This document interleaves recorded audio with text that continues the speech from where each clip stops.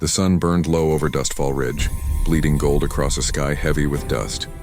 Every soul in that forgotten frontier town had gathered on Main Street, not to celebrate, but to watch judgment.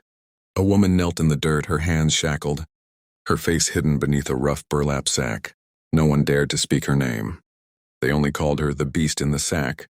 Some said she'd killed a rancher. Others swore she was cursed, born from the desert wind itself. But truth didn't matter here, and only fear did. The sheriff's voice cut through the crowd like a whip. She'll stay hooded till she confesses. No one looks her in the eye. From the shadows, one man watched quietly, a tall, broad figure with storm-colored eyes and the silence of a man who'd seen too much.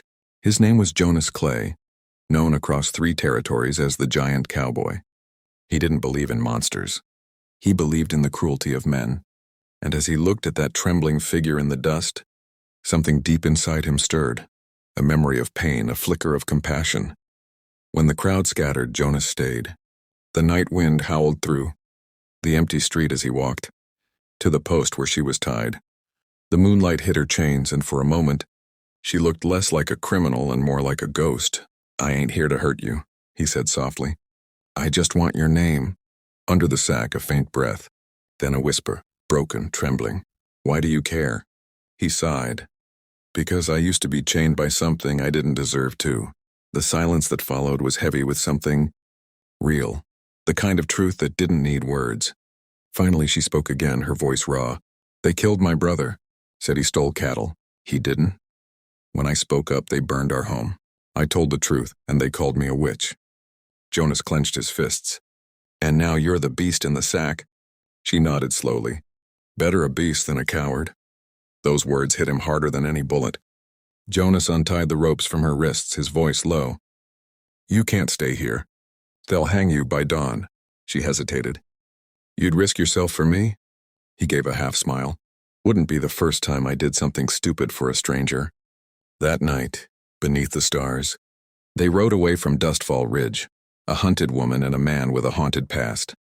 The wind carried the dust of their rebellion, and behind them, a town full of cowards slept, blind to the truth slipping through its fingers. By dawn, they reached the edge of the canyon. Jonas stopped. "It's time," he said, and reached for the sack. Ilara, that was her name, froze.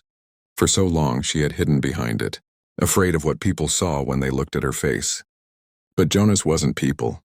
Jonas was different. He pulled the sack away slowly. The sunrise bathed her face in gold. The scars, the tears, the pain, they were all there. But so was something stronger, the fire of survival. Jonas met her eyes. "You ain't no beast," he said softly. "You're human. You're brave." She swallowed hard. "You should have left me." He shook his head.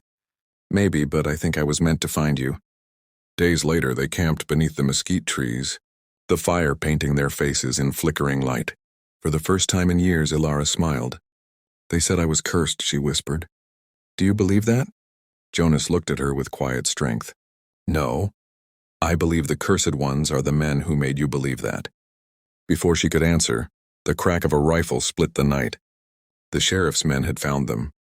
Jonas pulled her down behind the rocks, bullets sparking against stone. "Stay low," he barked. She grabbed his arm.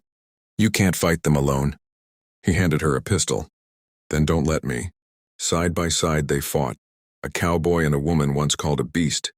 Fire and gunpowder filled the canyon, but they stood their ground.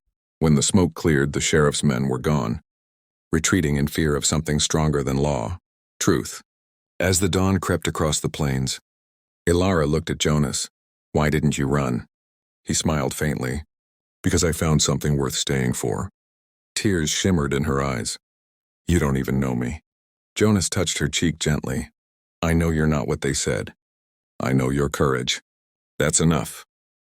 Together, they rode west, toward the rising sun, where freedom waited and legends were born. Towns whispered their story for years to come. They no longer called her the beast in the sack. They called her Ilara Finch, the woman who defied her noose and tamed the heart of the giant cowboy. If this story touched your heart, if you felt the pain, the courage, and the fire of redemption, then don't let it end here.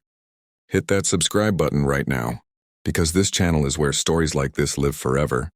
Stories of love that defies hate, courage that breaks chains, and hearts that find light even in the darkest deserts. Subscribe, share, and keep the spirit of storytelling alive. Because somewhere out there, another beast in the sack is waiting to be seen, and another giant cowboy is waiting to find his heart.